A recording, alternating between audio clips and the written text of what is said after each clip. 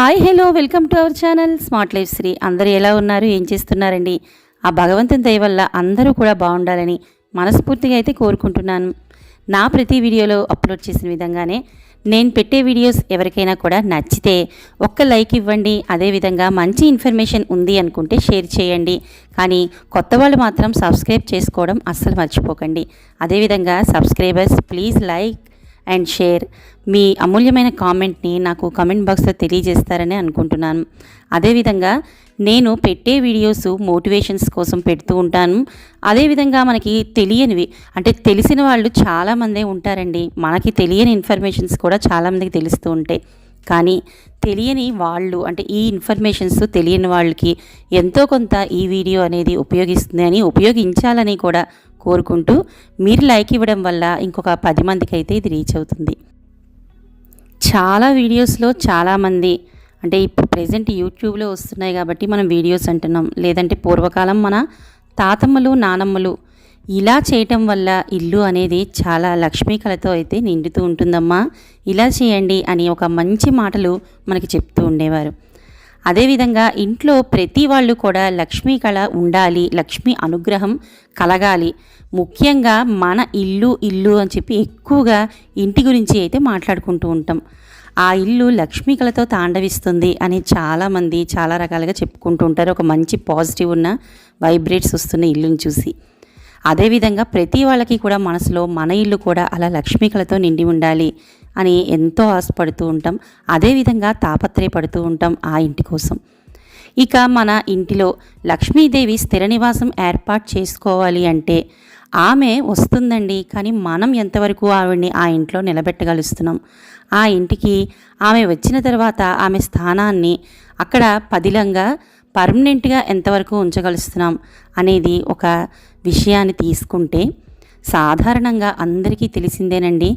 మనం చాలా వరకు ఇందాక చెప్పుకునే విధంగానే చాలామంది చెప్తూ ఉంటారు, ప్రతిసారి పాజిటివ్ ఎనర్జీ అనేది ఇంట్లో ఉండాలి. పాజిటివ్ అంటే మనం లక్ష్మీ స్వరూపం అని అనుకుంటాం, నెగిటివ్ అంటే జ్యేష్ఠాదేవి ఇంట్లోంచి వెళ్ళిపోవాలి అని కోరుకుంటుంటాం.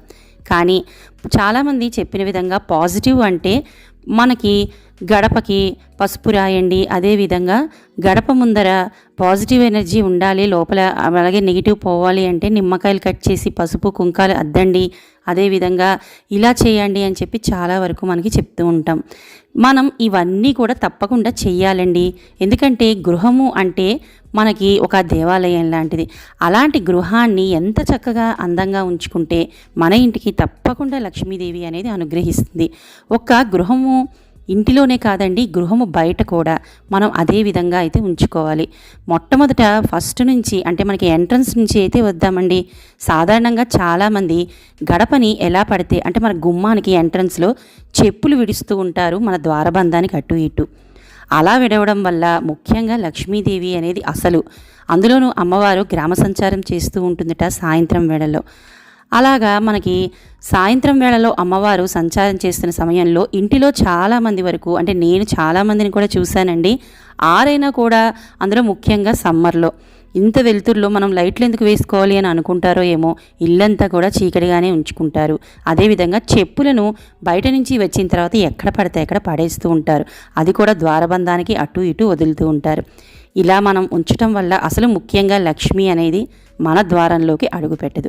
ఎక్కడ మనకి ఎక్కువగా కాంతివంతంగా ఉన్న ప్రదేశం ఉంటుందో అక్కడైతే మాత్రం లక్ష్మి ఖచ్చితంగా అయితే అడుగుపెట్టి తన నివాసాన్ని ఏర్పాటు చేసుకుంటుంది. కాబట్టి అమ్మవారు సంచరించే ఆ టైంలో మనం అసలు ద్వారబంధాన్ని ముయ్యడం కానీ లేదంటే గుమ్మానికి అటు ఇటు చెప్పులను విడవడం కానీ అస్సలైతే చేయకూడదండి. ఇంకా మనం మొట్టమొదటి నుంచి పాయింట్స్ వద్దాము అని అనుకున్నాం కదా. ముఖ్యంగా మన ఇంట్లో ఇంటి ఇల్లాలు ఎప్పుడూ కూడా సూర్యోదయానికి ముందరే అయితే లేవాలి. సూర్యాస్తమయం తర్వాత బద్దకించి పడుకోవటం కానీ అంటే కొద్దిగా హెల్త్ బాగలేక పడుకున్న రోజు గురించి నేను చెప్పట్లేదండి. సాధారణంగా ప్రతిరోజు మన నిత్య జీవితంలో ఇంటి ఇల్లాలనే కాదండి, ఇంటిలిపాది లేస్తే మరీ మంచిది. కానీ ఇప్పుడున్న ఆఫీస్ బిజీల వల్ల చాలామంది లేటుగా పడుకుని లేటుగా లేస్తున్నారు. కానీ ముఖ్యంగా ఆడవాళ్ళు మాత్రం లేచిన తర్వాత పక్క బట్టల్ని మాత్రం ఎలా పడితే అలా ఉంచకుండా వాటిని కొద్దిగా దులుపుకుని మంచాన్ని మొత్తం అంటే అట్లీస్ట్ తాను పడుకుని లేచిన పక్క బట్టలైనా కూడా వెంటనే మడత పెట్టుకుని ఆ ఇంట్లో ఒక ఎలా పడితే అలా పడేయకుండా దానిని సక్రమమైన ప్రదేశంలో పెట్టుకోవడం వల్ల మనకి కొద్దిలో కొద్ది మొట్టమొదట అయితే అక్కడ మొట్టమొదట లేస్తూనే జ్యేష్ఠాదేవి అనేది మనకు అక్కడ అంటే నెగిటివ్ అనేది అక్కడ నుంచి వెళ్ళిపోతుంది. ఇక లేచిన తర్వాత ఇంటి ప్రధాన ద్వారాన్ని ముందు తెరవకుండా మనకి అటు సైడు అంటే మనకి బ్యాక్ సైడ్ ఉండే ద్వారాలన్నింటినీ తీసివేసి అప్పుడు ప్రధాన ద్వారాన్ని తెరుచుకోవాలి. అదేవిధంగా మనం ప్రతిరోజు ఇంట్లో ఉండే కిటికీలన్నింటినీ కూడా ఓపెన్ చేసుకుని సూర్యరశ్మి వెలుతురు లోపలికి వచ్చేట్టు చూసుకోవాలి. అలాగే గుమ్మం బయట అలాగే మనం పెరటి గుమ్మానికి మాత్రం ఖచ్చితంగా రోజు ముగ్గు వేసుకోవాలి.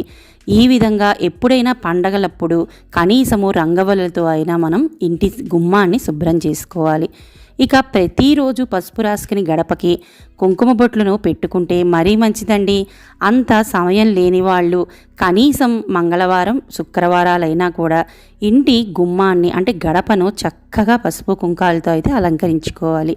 ఇక ప్రతిరోజు ఇంట్లో నిత్య దీపారాధన అయితే ఖచ్చితంగా అయితే చెయ్యాలండి.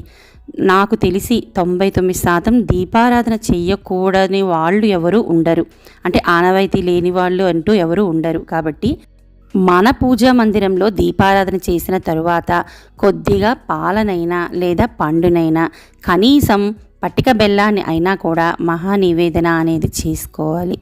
అసలు నైవేద్యం పెట్టని ఇల్లు, దీపం పెట్టిన ఇల్లు అనేది ఇలా అయితే చీకటిలో ఉండరాదండి. ఇంకా మనం ఏవైనా అంటే వాటికి మించి కొద్దిగా ఏదైనా తీపి పదార్థాలు కానీ లేదంటే మనం ప్రతిరోజు పెట్టుకోదలుచుకుంటే మహానైవేద్యం పెట్టుకుంటే అంతకన్నా శ్రేష్టం ఇంకోటి ఉండదు. అదేవిధంగా ప్రతిరోజు పెట్టుకున్నా పర్వాలేదు, కనీసం శుక్రవారాలైనా కూడా అమ్మవారి ఆరాధనలు అనేవి ప్రతి నిత్యము అంటే ప్రతి శుక్రవారము అయినా కూడా జరగాలి. అమ్మ ఆరాధన ఎక్కడ జరుగుతుందో అక్కడ నెగిటివ్ అనేది పారద్రోలబడుతుంది. కాబట్టి ప్రతి శుక్రవారం అందులో సంధ్యా సమయంలో అయితే మాత్రం ఖచ్చితంగా మనం దీపాలని వెలిగించుకోవాలి. ఇక ఇందాకడ చెప్పుకున్న విధంగా ప్రతిరోజు మహానివేదన పెట్టుకునే అవకాశం ఉన్నా లేదా పెట్టుకునే ఓపిక ఉన్నా కూడా పెట్టుకోవడం చాలా మంచిది. లేదంటే వారానికి ఒకసారైనా అన్న ప్రసాదము అనేది భగవంతునికి అయితే సమర్పించుకోవడం చాలా మంచిదండి. ఇంట్లో మనకి వండిన అన్నాన్ని ఏదో ఒక రూపంలో భగవంతుడికి సమర్పించి నైవేద్యం పెట్టడం అనేది చాలా మంచిది. ఇక ముఖ్యంగా ప్రతి ఇంట్లో కూడా తులసి అమ్మవారి ఆరాధన అనేది ఖచ్చితంగా అయితే జరగాలండి. తులసి లక్ష్మీ స్వరూపానికి పెట్టింది పేరు. ఆ పెట్టే అమ్మవారిని కూడా అటు ఇటు కూడా ఎటువంటి వాసన ఎటువంటి దుమ్ము ధూళి లేని ప్రదేశంలో చక్కగా అమ్మవారిని కోటలో ఏర్పాటు చేసుకుని, కోట మాకు ఆనవాయితీ లేదు అనుకునే వాళ్ళు ఎవరైనా కూడా చిన్న కుండీలో అయినా అమ్మవారి తులసి మొక్కని, అది మనకి సైంటిఫిక్గా గాలి అనేది కూడా చాలా మంచిదటండి. తులసి గాలి మనకి తగిలితే ఇక మనం అనుకున్న విధంగా ఆ కోట ముందు చక్కగా ప్రతిరోజు కూడా ఓపిక ఉంటే దీపారాధన సాయం సంధ్యా సమయంలో అయితే చేసుకోండి. లేదంటే అట్లీస్ట్ ఇందాక చెప్పుకునే విధంగా శుక్రవారాలైనా అమ్మని ఆరాధించడానికి ప్రయత్నించాలి. మన ప్రయత్నమే కదండి మనకి సఫలీకృతం అవుతుంది. ప్రయత్నం లేకుండా మనకి ఇది జరగటం లేదు అది జరగటం లేదు అని అనుకోవడం అది మన సొంత తప్పిదమే అవుతుంది కదా. కాబట్టి మనం చెప్పుకున్న ఈ పాయింట్లలో ఏదో ఒకటైనా కూడా మనం ఇంట్లో చేయడానికి అంటే నెమ్మదిగా అలవాటు చేసుకోవడానికి అయితే ప్రయత్నించాలి. సాయం సంధ్యా సమయంలో తప్పకుండా తులసి కోట ముందు కానీ తులసి చెట్టు దగ్గర కానీ దీపారాధన అనేది తప్పకుండా అయితే చేసుకుని అమ్మకి అన్ని కిస్మిస్లైనా లేదంటే మన ఇంట్లో ఉన్న పటిక బెల్లమైనా కూడా నైవేద్యం పెట్టాలి. ఇక ఇంకొక పాయింట్, ప్రతి ఇంట్లో కూడా పసుపు కుంకాలు అనేవి నిండుగా ఉండాలి. అదేవిధంగా వచ్చిన ఇంట్లో ముత్తైదువులకి మనం ఇంత స్తోమత ఇంతే అంటే చీరే పెట్టాలని లేదండి.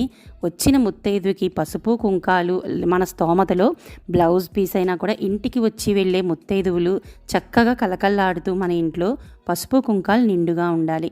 అదేవిధంగా ఏదైనా మనం టెంపుల్స్కి వెళ్ళినప్పుడు మన స్తోమతను బట్టి అనుకునే విధంగా మొక్కులను బట్టి కూడా అమ్మవారికి పసుపు కుంకాలు చీరలు ఏడాదికి ఒకసారైనా ఇస్తూ ఉండాలి.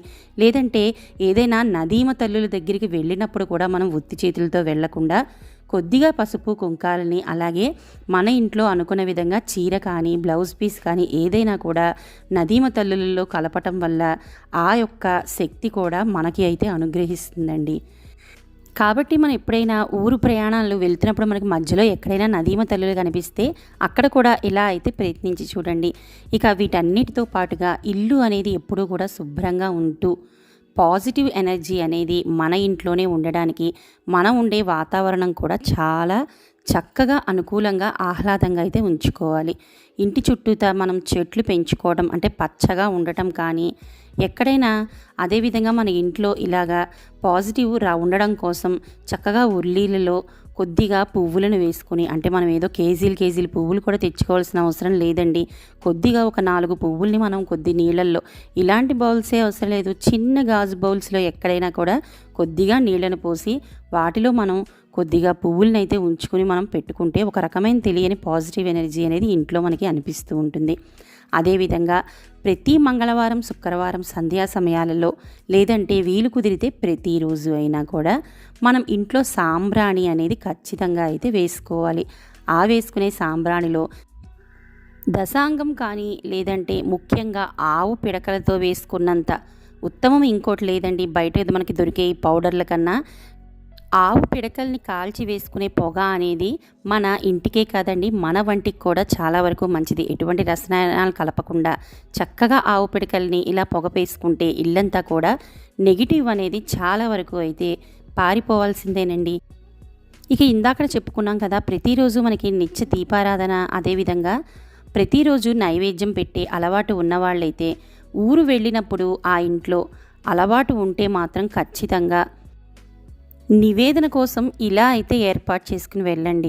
ఒక్కొక్కసారి మనకి ఒకరోజు ప్రయాణం లేదంటే ఒక్కొక్కసారి 10 రోజుల ప్రయాణం ఏదో ఒక ప్రయాణం పడుతూ ఉన్నప్పుడు కొద్దిగా దేవుడి దగ్గర బయలుదేరే ముందు చిన్న బౌల్లో కొద్దిగా బియ్యం పెసరపప్పు బెల్లాన్ని పెట్టి ఉంచినట్లయితే మంచినీళ్ళు అదేవిధంగా ఒక గ్లాసులో తిరిగి మళ్ళీ మనం వచ్చినంత వరకు ఆ దేవుడికి నైవేద్యము అనేది తప్పకుండా ఆ ఇంట్లో ఉంటుంది. వాటిని మళ్ళీ తిరిగి వచ్చిన తర్వాత పొంగల్ ఏదైనా చేసి దేవుడికి మళ్ళీ నైవేద్యం కింద పెట్టి మనం ప్రసాదం కింద స్వీకరించవచ్చు. ఇక ఇంట్లో ఉండే ప్రతి కిచెన్ నుంచి మొదలుకొని ఇంట్లో అన్ని గదులు కూడా చాలా ప్రశాంతంగా నీట్గా అయితే చూడడానికి ఆహ్లాదంగా అయితే ఉంచుకోవాలి. రాత్రిపూట మనం తిన్న అంట్లని ఎంగిళ్లను అస్సలు షింకులో అయితే ఉంచకూడదండి. రాత్రిళ్ళు ఖచ్చితంగా క్లీన్ చేసి అయితే మనం కిచెన్ని పడుకోవాలి. ఇక ముఖ్యంగా ఈ పాయింట్, ఇంటి ఇల్లాలు ఎప్పుడూ నవ్వుతూ తుళ్ళుతూ ఆనందంగా అయితే తమ కుటుంబ సభ్యులతో ఎప్పుడు ఉంటుందో ఆ ఇంట్లో ఖచ్చితంగా అయితే లక్ష్మీ స్థిర నివాసం ఏర్పాటు చేసుకుంటుందండి. ఇదేనండి ఈరోజు నాకు తెలిసిన కొన్ని పాయింట్లను అయితే మీతో షేర్ చేసుకున్నాను. మీ అందరూ కూడా ఆ అమ్మవారి ఆశీస్సులతో చల్లగా ఉండాలని మనస్ఫూర్తిగా కోరుకుంటూ కొత్తగా నా వీడియోని చూస్తున్న వాళ్ళు సబ్స్క్రైబ్ చేసుకోండి. అలాగే సబ్స్క్రైబర్స్ లైక్ చేయండి. మరిన్ని మంచి విశేషాలతో కూడిన మరొక వీడియోతో మీ ముందుంటాను. అంతవరకు బాయ్, నమస్తే అండి.